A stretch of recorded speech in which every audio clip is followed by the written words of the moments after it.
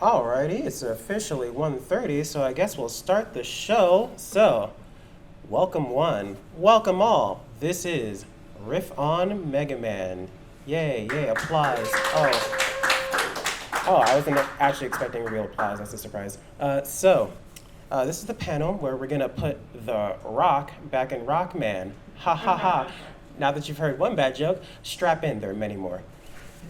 So this is gonna be a panel for people who are composers, people who just like music, people who are game developers who want to know more about music, or people who just want to listen to Mega Man music for a whole hour, because that's what we're going to be doing.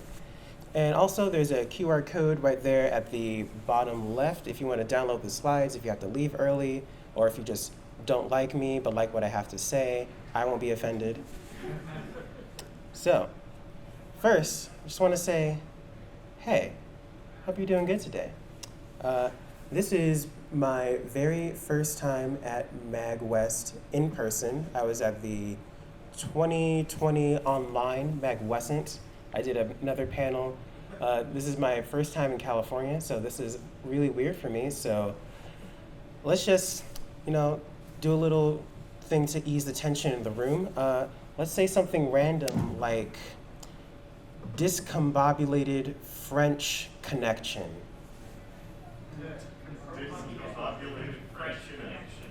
I can't believe I got you to say that. It's hilarious. My name is Akil. Sometimes I do music under the name of Cassidini, and I am a composer, a music theorist, and also a graduate student. I go to Indiana University. I write music for film and video games. That's a real degree. It's awesome. And I have a website if you want to look into the music that I've done, and also if you want me to write music for you, hire me. So let's get into what we'll actually be doing today. So we are going to learn exactly what a riff is. We're going to learn how to maximize the efficiency of melodic ideas. And then we're just gonna make some catchy music. And if you have questions at any time, just throw a hand up. I'll also ask some questions between the different sections because there's gonna be a lot of music theorying gonna happen here. So I'm sure there will be a lot of confusion, as I was confused while I was writing it. So first off, what is a riff really? Does anyone know? Because I do. This is my panel. So we're going to start out with a definition that comes from the granddaddy of all information in the universe, second only to Reddit, Wikipedia. Look at that. Beautiful. It's a lot of words. I don't expect you to read it because I didn't read it when I put it into the slide.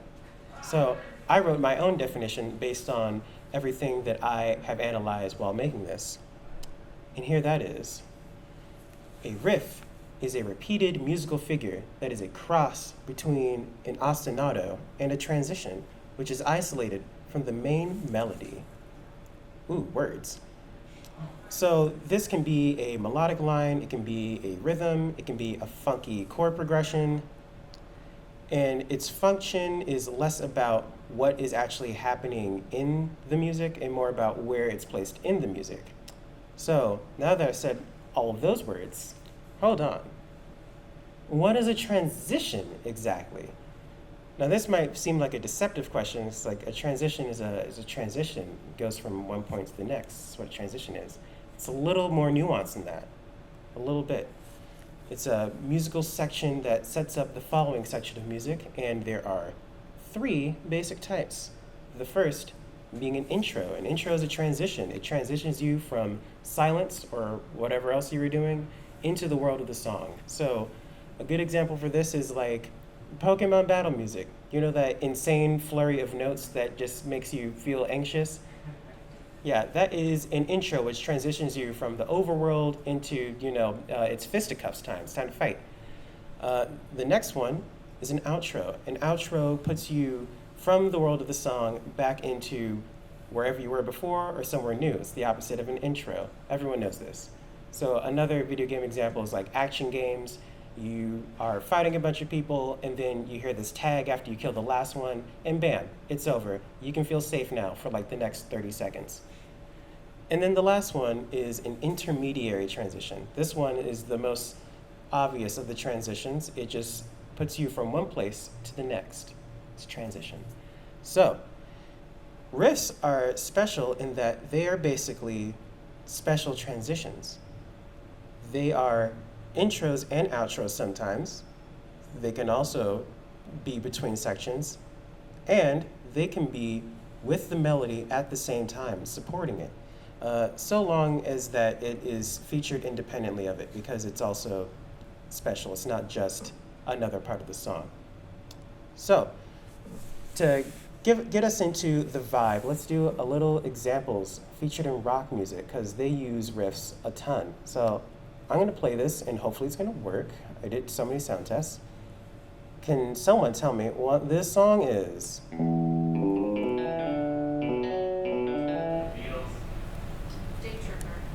That is right. Both of you are right. It is the Beatles' Day Tripper, featuring lovely, simple MIDI guitar that is YouTube Content ID friendly. So, there we go. Now we're going to do another one. Who can name this? That's it. That is correct. It is We Will Rock You. That's special because aside from the actual vocal melody of the song and like that guitar solo at the end, that is everything that's in the song. It's just boom, boom, clap, but it's so iconic. If you just did it right now, everyone would know what you're doing, and then someone would stand up in the back and start yelling the lyrics at the top of their lungs. That's just how good it is. All right, so I'm just gonna see, does anyone have any questions right now so far? Or should we keep this train rolling? Yes? Would you differentiate a riff as being different or the same as a vamp? So would I differentiate a riff as being different or the same as a vamp? So a vamp, that's like moving between two chords, basically the structure of the song. I would say it's similar. I actually haven't thought of this. Probably in most cases not a riff because it's not something special that is, you latch onto. It's just sort of like the background dressing for the song. It's less so the croutons of the salad, which provide a nice tasty crunch, and it's more the bowl. It just holds the salad. I haven't eaten all day, so I'm bringing up food.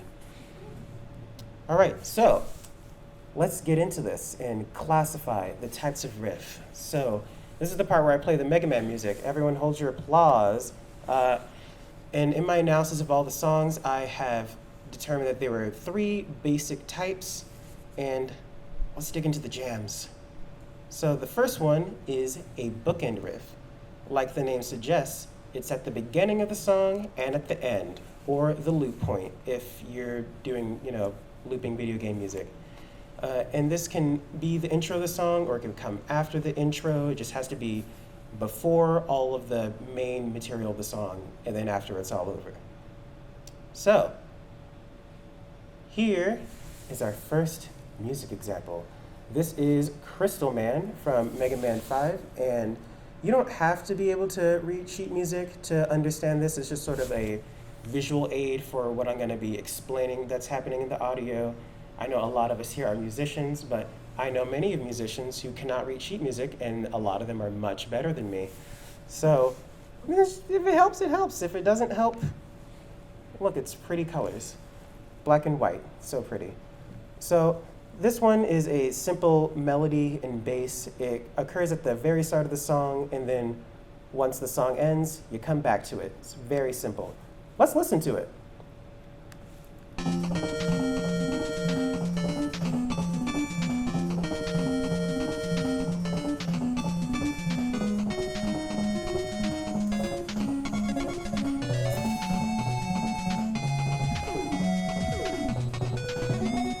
Yeah, so I'm not going to play the whole thing because I only have an hour, but here is what the end sounds like when every other part of the song is over.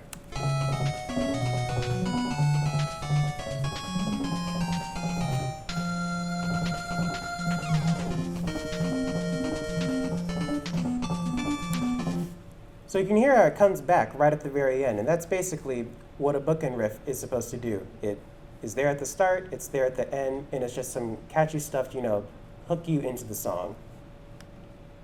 So, continuing on, we have bridge or refrain riffs. These occur between the main sections of a song, like what a bridge would do in a pop song, and it's also called a refrain because you return to it, because riffs repeat a lot. Or not a lot, it's up to you. The example for this would be the Mega Man 5 boss theme. So there's going to be an intro at the start, which then kicks off into a riff, which is this little rhythmic figure that occurs between the different sections of the song. You have the riff, and then an A section. It comes back in a different way, a B section, and then the riff comes back one more time to round off the song. So let's listen to the whole thing. And by whole thing, I mean the chunks that I cut out of it.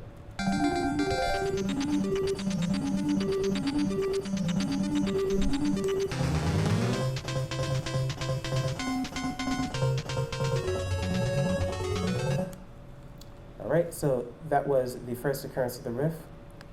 This is what it sounds like the second time.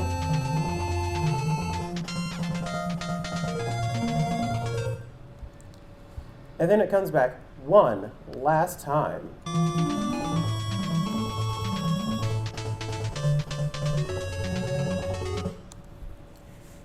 So basically using this is just a way to help you extend the length of your song and just bridge together two different ideas. These ideas weren't so different, but it was between them, so it counts. Then the last one we have is a structural riff.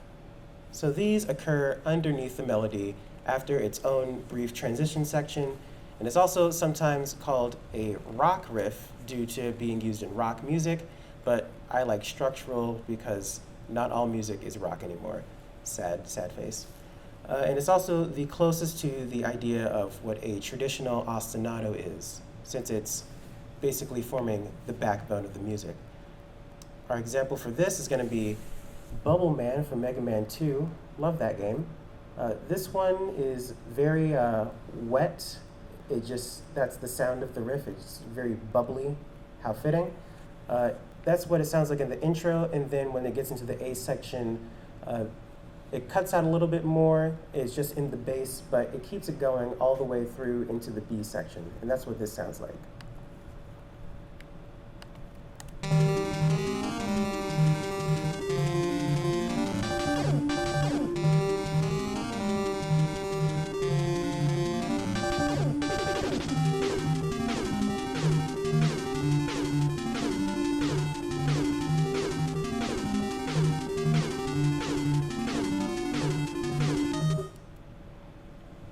So yeah, it just helps you, it helps keep that backbone of the song forward. It keeps driving the song forward, keeping that wet sounding bass riff. And I'm gonna stop saying wet now, it's getting weird. So, lastly, ostinato. What is this, since I've been name dropping it the whole time? It is not a riff at all. It is a word that stems from classical music that is now just used to describe something that forms basically the background of a song. Sort of like a vamp, very similar to a vamp. I would call a vamp an ostinato, really. And it's a repeating motif that's usually in the bass. It's not always in the bass. Sometimes it can be a voice line, a guitar line, anything you want, really. And not all catchy songs really need to have them. And here is an example. Well, not all catchy songs need to have riffs. Some are great with just an ostinato. And here is an example of possibly the most famous Mega Man song of all time.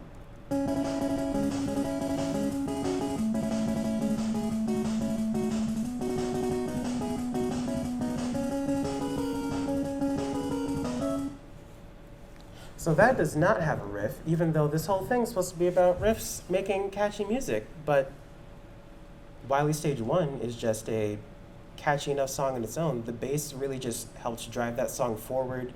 The melody is killer. The drums are good. The whole song is just one tightly knit package. So it just goes to show you music theory is not like a recipe for how to make song good instantly. It's more so just a set of words, a language that we can use to then talk about music and, understand it better. Because there's some songs out there that are just all theory and they sound like garbage. I've heard them and wrote them. Now, are there any questions before we really dig more into this? Any at all? Wonderful. Let's continue. So, we're going to really dig into things now and talk about ways we can use them. I found 5. So, the first we can do is give a song length and space. So, newness can be tiring. Sometimes we don't like new things happening to us. And familiarity can feel like a rest area between different parts of the song. And just lets your ear relax. Riffs are also great for taking a motif and stretching it out so you can really maximize those melodic ideas that you've written. And it's also great for bridging together 2 ideas that are in no way similar.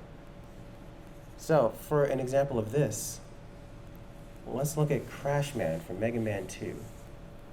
So this one is interesting in that it is honestly more riff than it is melody.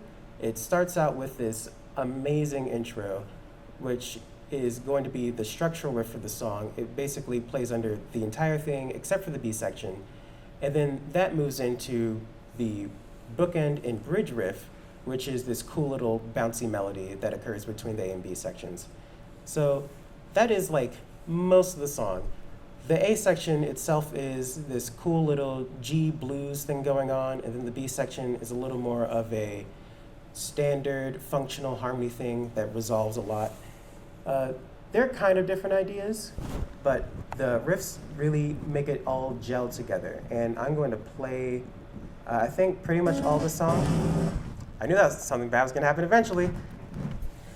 All right, so I'm going to play pretty much the entire song, and we're just going to listen to it and see how it feels. Catch the vibe of Crash Man.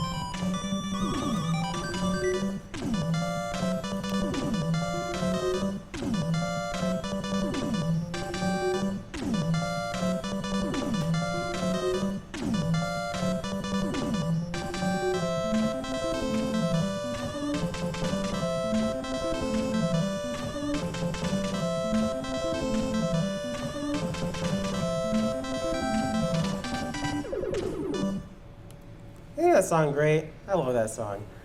So you can tell that there is a lot of this happening in there. And it really just helps to get those 2 ideas to merge together. But, I was also thinking, what would it sound like if they weren't there?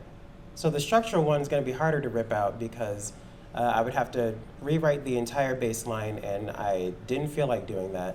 So instead, I thought, what if I just ripped out the entirety of the intro and the bridge, and we just had the A and B section.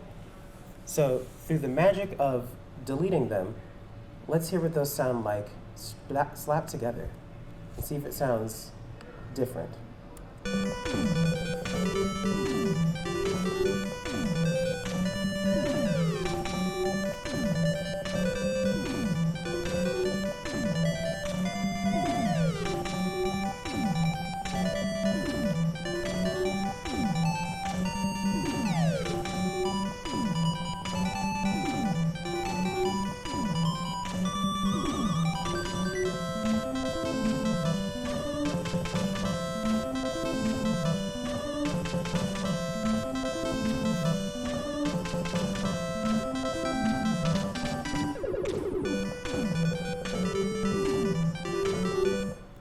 Okay, so it's still a good song, but is it a great song?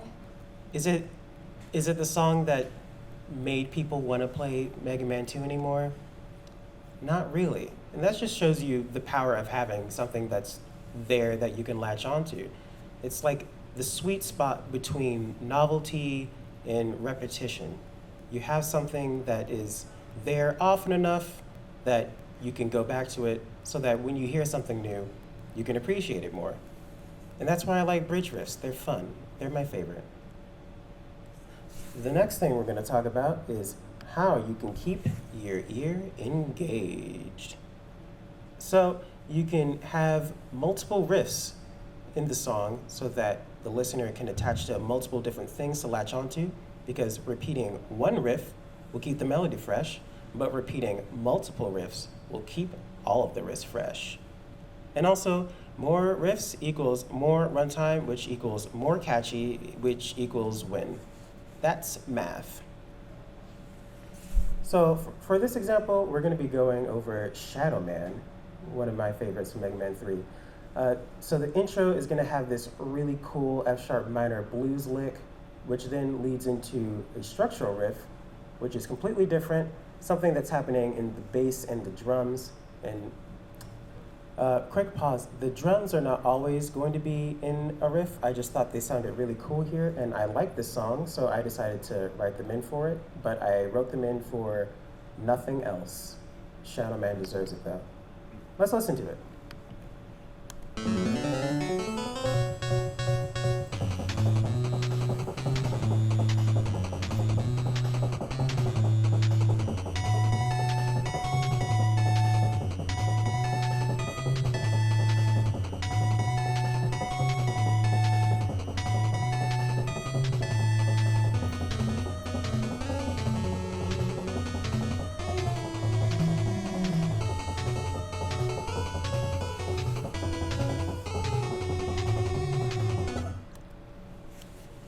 So balancing between these two just helps the song keep moving forward, basically. So you're not hanging on to too much of the same stuff all at once, because it could have just been one riff the whole way through. But balancing between having that bass line in the main section of the song and then going back to that intro when the song ends, it helps, balance between the two and keeps them both feeling fresh. Moving on. Next is using riffs that have some sort of variation in them, because variety is the spice of life. It's like cumin. Put that on everything. So what you want to do is you want something in the riff to change up with each repetition or so. But you want to make sure you're not changing so much that it sounds completely different. So you still want to thread the line between novelty and repetition. And you can change up basically anything that's in your riff. You can change up the instrumentation, you could change up the harmony, the melody, because the way we hear melodic ideas is this complex mix of rhythm and melodic contour and timbre and some other jargon. And I would have explained this, but I'm not gonna look that up. So the source is just trust me, bro. For this example, we're going to be looking at Iceman, which is the only example from Mega Man 1. Isn't that so sad? He's all alone. Let's say aw for Iceman. Aw, poor guy. However, he has one of the more cool examples. This is a 3-part intro. The first one is this one measure drum fill. It is important, so important. Then you have the main riff, which is this 3-layered idea. You have a melody, and then a counter melody, and then a bass line, all doing different things. They sound really cool. And then when it comes back at the end, that gets pared down a lot. The bass simplifies, you have the counter melody disappears, and then the melody just gets harmonized. So let's listen to the beginning of that song, and then see how it contrasts with the ending.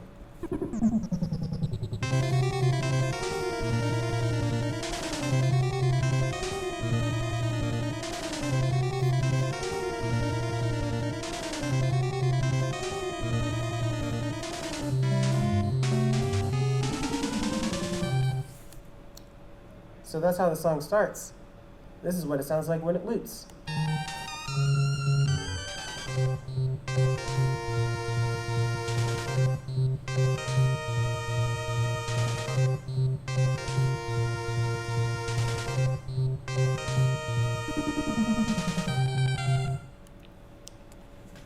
So just giving it that little difference changes a lot about it. It's sort of like if we were to inject some sort of narrative into this. You enter the stage cold, frightened. The music is chaotic. You don't know what's happening. But then by the loop point, you're surviving. You've got this. You're handling everything better. And that's why everything is more steady. Something or other, don't look too deep into it. But changing up that rhythm, changing up the riff really helps to, make it a little less insane on future repetitions, but it also keeps the melody fresh. So next, one more example. This one is gonna be Tomahawk Man from Mega Man 6.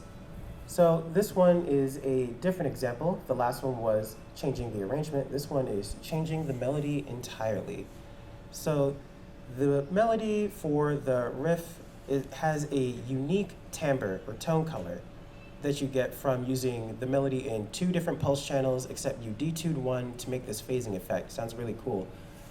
And that occurs at the beginning of the song, but then at the very end where it loops, it comes back, except it's twice as long, the melody is different, and that just helps to give it some variety and really helps you listen to the fact that you are deeper into the stage. So let's take a listen to that and see how it goes.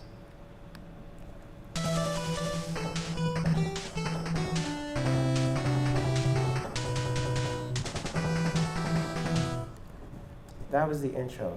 Very short examples. I have so much more to play. So this is when the riff comes back.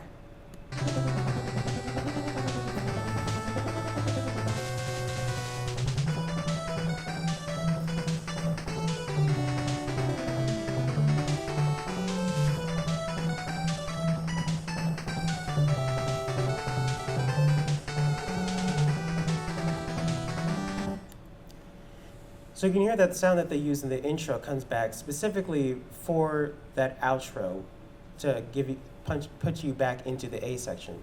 And basically it is making sure that it's familiar enough that you can tell it's supposed to be the same thing while using a completely different melody. And it just helps you, basically take one idea, turn it into a completely new idea, but still it sounds like the material from before. And then another thing you can do is add some extra spice in the form of a unique section. This one is one of my favorite things. So basically, most Western music is going to follow a particular set of patterns. It's usually going to be like 4/4 or 3/4 or something. You usually have like very tonal harmony, 12 notes in an octave, something like that. And you want to try to keep the bulk of the song in that zone. But then you have a riff that breaks it up by using something weird. Do something like microtonal. Do something in a weird time signature. Put it in 8 different keys at once if you don't want people to listen to your music, I guess. And it's also just a nice way to introduce some funky stuff. And it can be basically, too far. It can be a way to introduce some funky stuff in terms of anything you want it to be.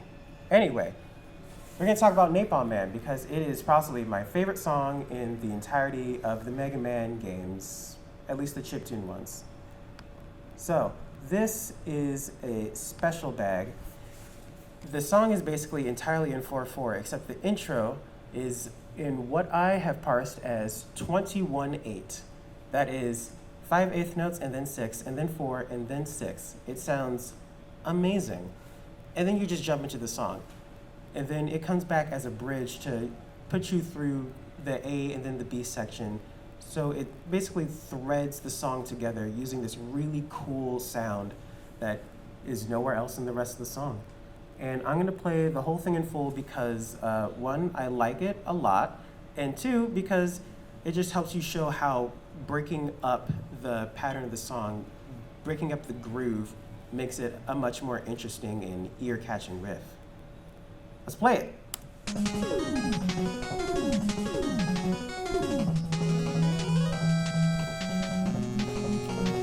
I'm also going to try to point to when it comes back, just in case you can't hear it.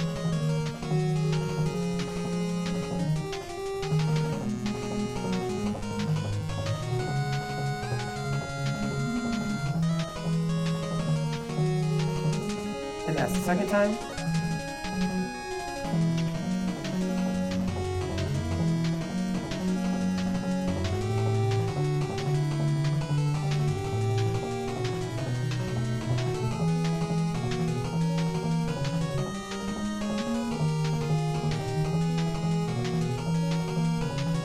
And that is the last time before it loops back. So it's really just an interesting addition to the song. It's pretty unique among Mega Man songs, I think, and that's why it's one of my favorites. And that's why using this technique is just, it always results in something cool. And then the last of the things I found is you can play around with different textural layers. So in this context, a texture is basically how complicated your melody is. Is it a single line? Is it two different lines? Is it two lines that work together so well that they form like a fabric, and if you untangle them, it turns into something completely different, so you shouldn't do that? That's basically what texture is in this context. So you can have a single layer, which is, your riff, and then you can have other lines to make counter melodies with them, because what happens in the riff isn't just the one melody. The examples I played at the beginning were just one thing, but that's because it's very focused. It's easy to have, a guitar and a bass play the same thing, and it's very memorable. But if you have some like really crazy arrangement of different things together, then it usually sounds cooler, in my opinion. And then one of the other ways you can use it is that if you have all these ideas, you can fragment them and reuse parts of it later. So let's see an example of that from the Mega Man 5 Wily stage. So this one is pretty simple. You have a melody that's harmonized and you have a bass line.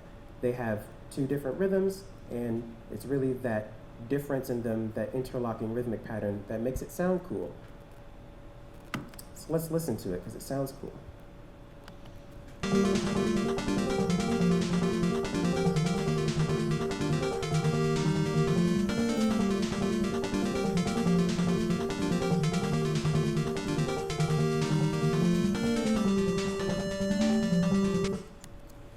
So that is the bookend riff for that one. It just occurs at the intro, and then right as the music loops again. Now, next is the Mega Man 4 Wily stage. So pretty much the same story as the last one. It's got a melody, it's got bass, there are different rhythms. What's interesting about this one is that even though it is a bookend riff, part of the bass line comes back later in the middle of the song, so it then transforms into a structural riff. So even though most people would think, well, the melody should come back, the bass line in this instance is just as important, and it really just, acts as a familiar thing to help shuttle you forward even more through the song. And it's not much, it doesn't have to be much, but reusing familiar material as a writer just saves you time, and for the listeners, it's just, like, oh yeah, I know that, and I like it. So it's like that little hit of dopamine. So let's listen to that, and then I'm going to play the section where the bass comes back.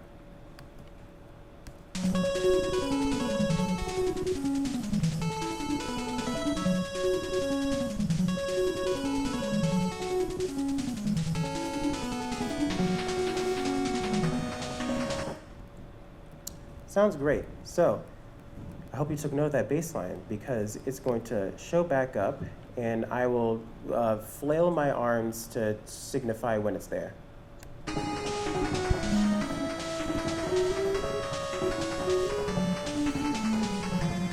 right there. Do you hear it?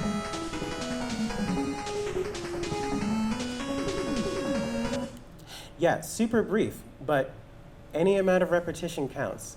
And in fact, sometimes the less, the better, because you don't want to overuse it. And then for the final example, Metal Man from Mega Man 2. Honestly, a beast of a song. It goes so hard. It's got a bookend riff where every single sand channel is doing something completely different. You have a fun melody, a crazy counter melody, strange bass, cool drums going on. It's great. It basically is all doing different stuff up until they have this little tag at the end of each phrase. Then when it dips into the A section, you cut out to have the melody, and then the counter melody simplifies a little bit, and so does the bass, but they still use that same rhythm and harmonic ideas from the riff section, which then disappear as it goes into the B section, just to throw you into complete newness before it then loops again. So let's hear how that works.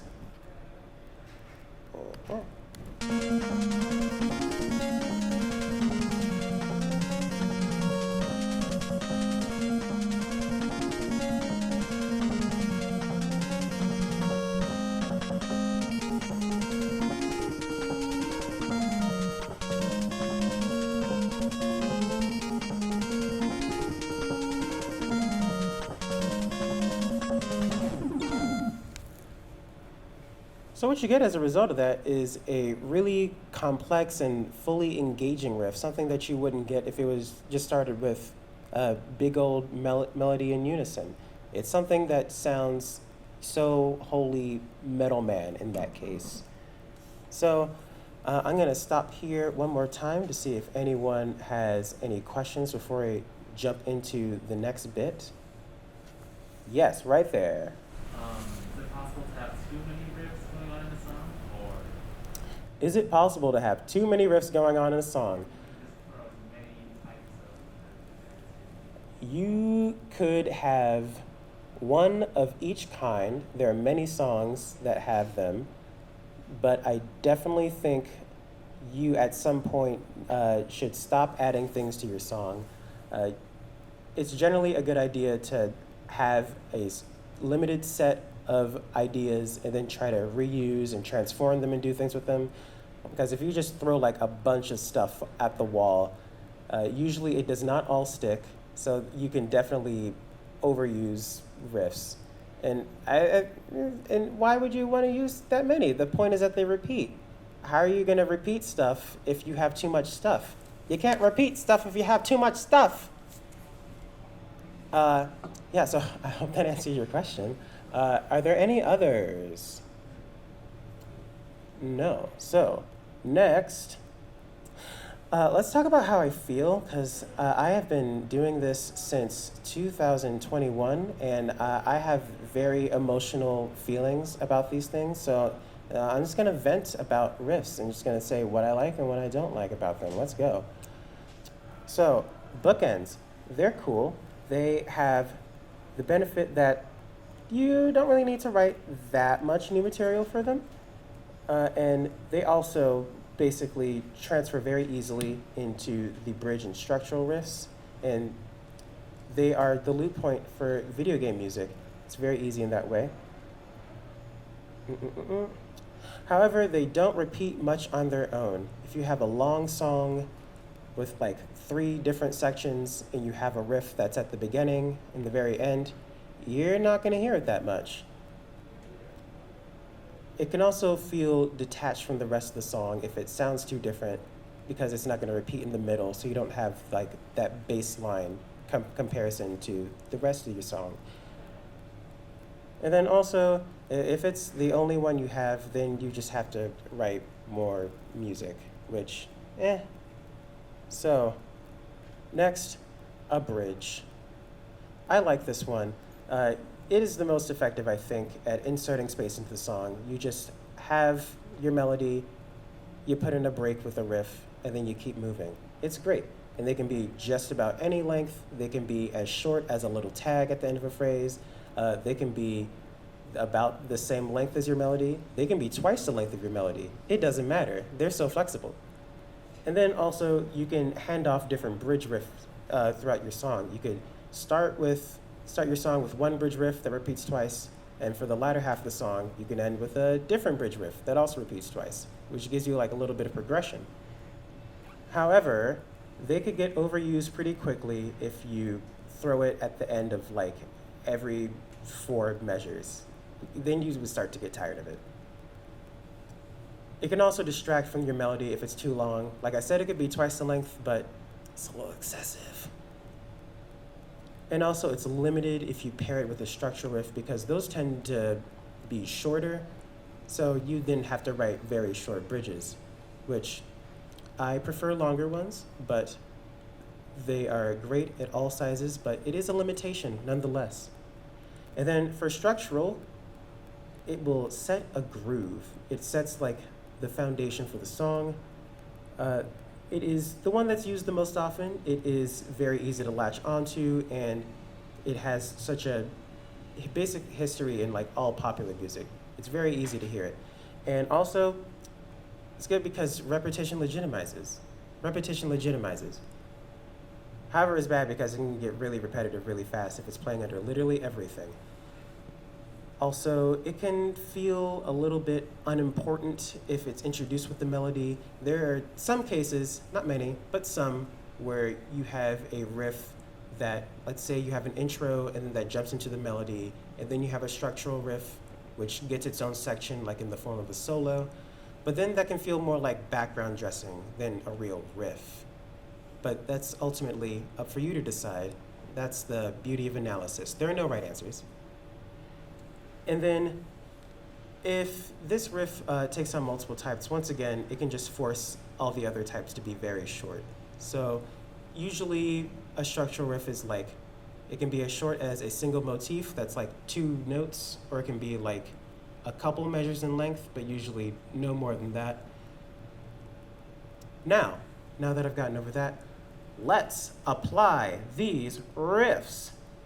So we're gonna create a robot master. And by we, I mean I am, and by I am, I mean I already did it because I'm not doing any live composing. In fact, I saw someone do that last night, Ben Vizzini. It was so fun. He's great. He has a lot of other stuff happening for the rest of the weekend. Check him out. And it just proved to me that I could not do it. It was insane. So let's design one. We're gonna call him Shellman because I like turtles. He's basically just a turtle. I love Turtwig, great Pokemon. Gen 4 represent. And he's slow, but he attacks by retreating into a shell, and he uses rocket boosters because he's a robot, and robots can have that. And wouldn't it be nice if there was art for this? And oh my God, yep, there is art. Look at that. Isn't that beautiful? Look at it.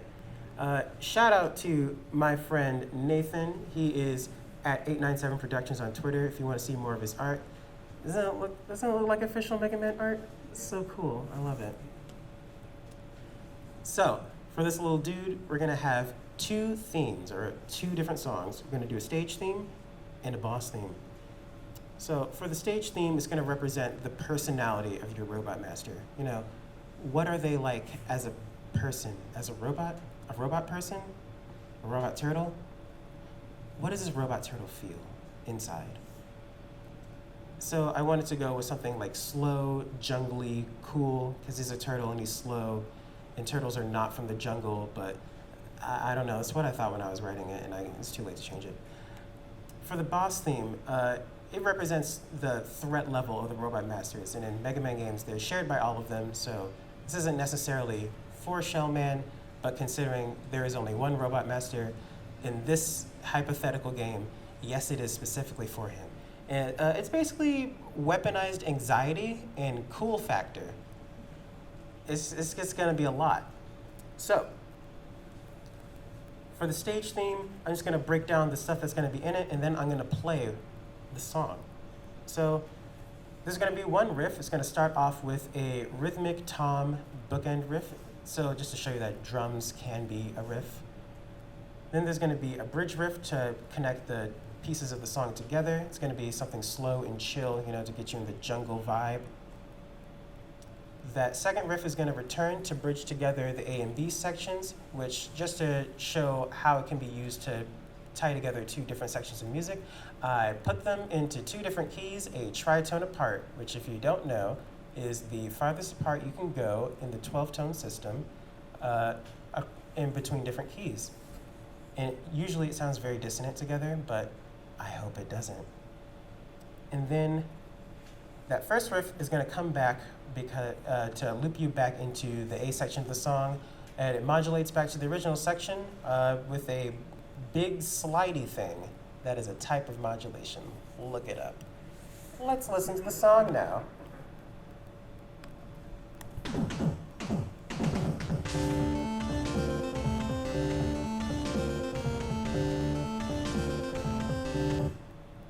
Ah.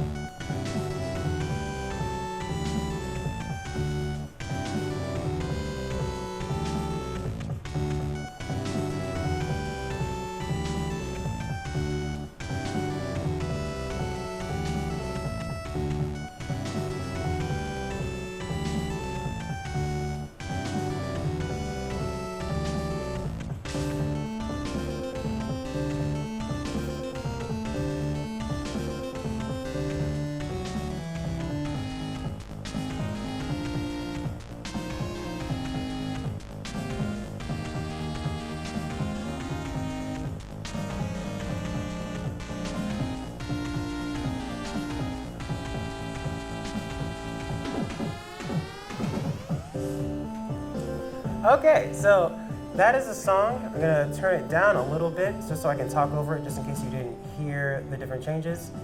So you had that rhythmic thing that happened at the beginning, and then the bridge, and then this is the A section. So as you can hear, when we go back to the bridge again, which I can probably fast forward to find it. Here-ish, there-ish, yes. So this is going to connect you into the new key, which is a tritone apart, but it doesn't feel that dissonant. It feels different, but it doesn't feel wrong, which is the point of the bridge. It basically helps you take the two ideas and merge them together. And then you have the toms at the beginning just to show that you're going back to the song, and then you have the slide because I didn't know what else to do with that part, and it just sounded cool to me. But that is one way you can have riffs in a stage theme.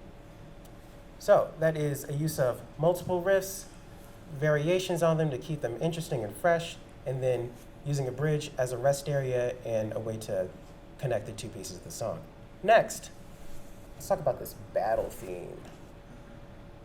So, it's gonna start with like absolute chaos. I took a page from the Pokemon book of how to write a battle theme and just did some insane stuff at the beginning.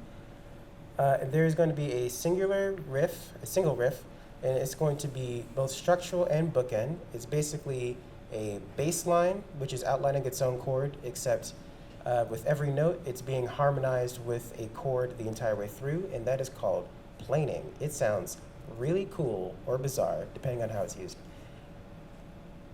Then during the main section, that's going to cut back to be just the bass, and that transposes to the new chords of the song. And then when it loops, it comes back, the planing comes back. However, it is a completely different melody with a similar rhythm.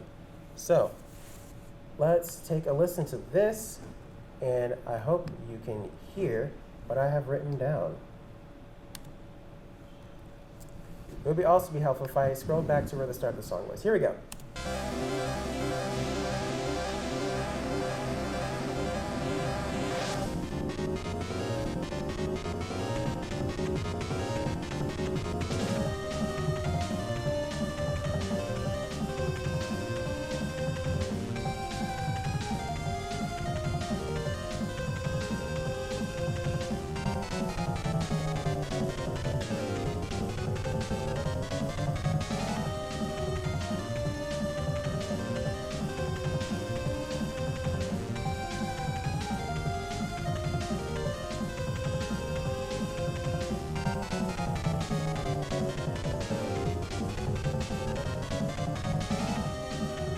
All right, so I'm going to talk over this one too. So you heard the chaos intro. That's just, to get you into the, the battle theme mindset. But basically, this bass line is going throughout the entire thing, really bridging it all together. And I have it playing just so I have it harmonized so that in those sections where it's bookending the song, it gives you a different flavor, different to the actual melody, which on its own, it's very short. It's 8 measures? And it just makes it so that you can have a theme that keeps the energy always driving forward. You have that bass, which is the backbone of the whole thing, and You have the variation, keeping it fresh, and it just sounds different. It sounds cool. It sounds like boss music. So, for the last time, well, not the last time, but there are any more questions about those two songs? No questions. Anyway, so to wrap this up, riffs are awesome and they're great for creating catchy music. There are three basic types. You have the bookend, bridge, structural, and those can be used to thread together a lot of different songs in a variety of creative ways. And also, I have some stats, just in case you wanted to know. So this is the amount of riffs that are in each of the games. I didn't play all of them, but I decided to just throw together a little bar chart. So Mega Man 1 comes in last place for only having one riff. Say aw for Iceman again. Aw, poor guy. Mega Man 4 comes in first place. It has 8 different riffs throughout the soundtrack.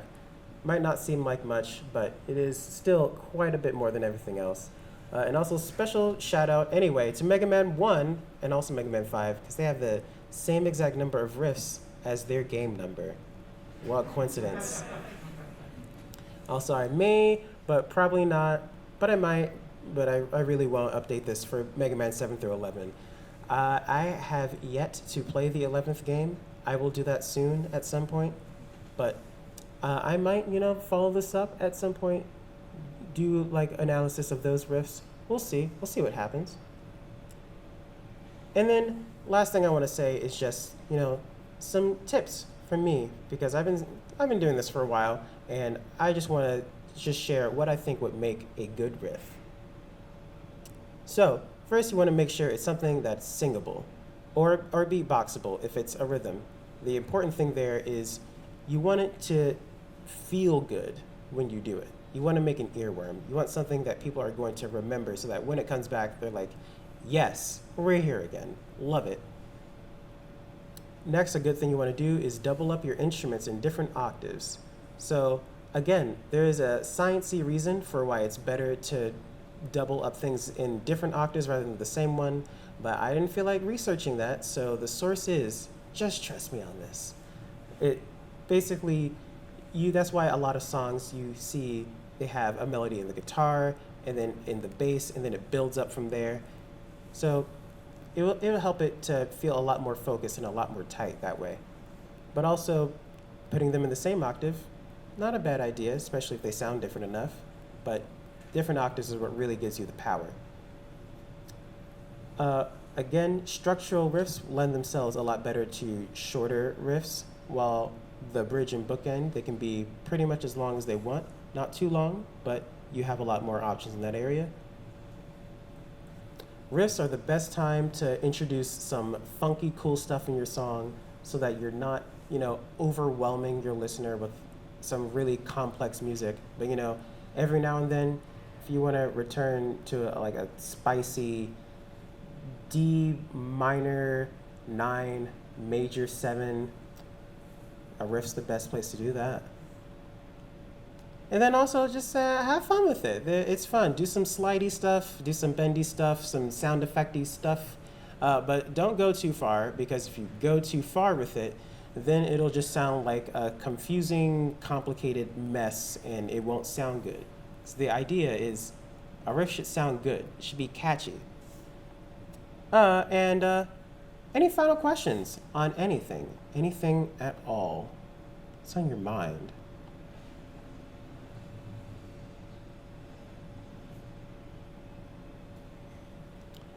Alrighty, well, if no one has any questions, well, I think that is the end of the panel. So I want to thank you all for coming out and listening, watching me talk about music theory and Mega Man for a whole hour. That's great. Thank you so much. I don't know why you did that, but I appreciate it from the bottom of my heart. And thank you to MAGWest. It's been a wonderful time here, loving it in California. I love doing these types of presentations because it's always just a fun way to, take something that, could be just seen as really boring, really methodical, and just put it into a more fun context. Also, I have stuff on the internet. I have a website. It is Cassadini.com. If you want to see music that I've written, if you want to see sound design stuff that I've done, I also have a Bandcamp, Cassadini.bandcamp.com, which is also where I have the Shellman music. If you wanted to listen to that again, the boss theme and the stage theme are up on that. I have email if you want to get in touch with me about anything at all. Happy to talk about music or video games, the role of academia in music today, or what the weather is like in Mexico City. I also have a Twitter at TurtwigX, a YouTube, Instagram, and once again, I want to say thank you to my friend Nathan. He's at 897 Productions on Twitter for doing the Shellman art, which I love very much. And if you want the slides, you can download them through that QR code. But that is it, everyone. I hope you have a fantastic rest of your weekend, and I hope to see y'all again sometime in the future. Thanks!